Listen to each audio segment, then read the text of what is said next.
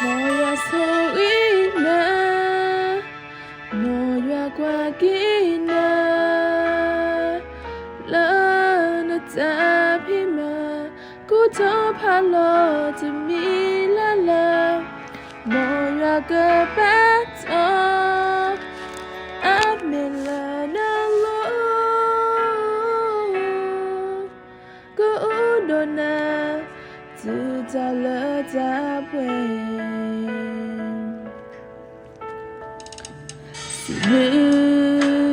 You are love to me.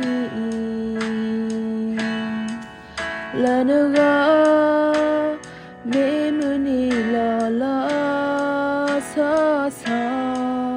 You are a blue, a poor, a dassowe, a ho. Clinic dog, the knee or play muni.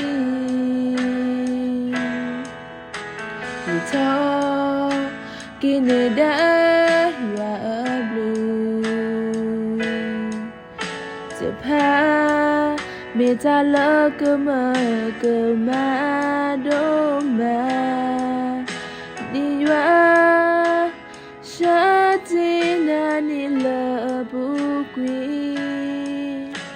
Kashagado, namuni sunya. Moya soina, moya kwakina,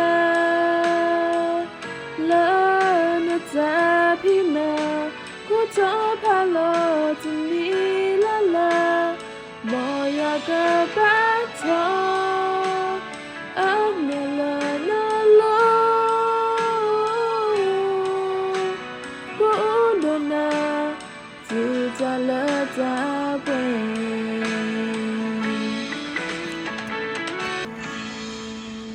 You talk Canada, you are a blue. Mita la kama doma. Diwa shatina nila bukwi. Kashagada namuni sunya. Moya soina, moya kwakina, lana tapima, kuto palo to me la, moya kapato, amela na lo,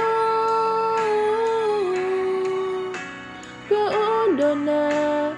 Tutala tapwe Soina Moya kwakina Lana tapima Kuto palo to me la Moya kapato Amela na lo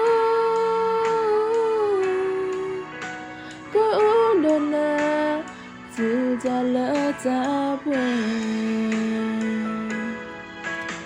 Go undona Tutala tapwe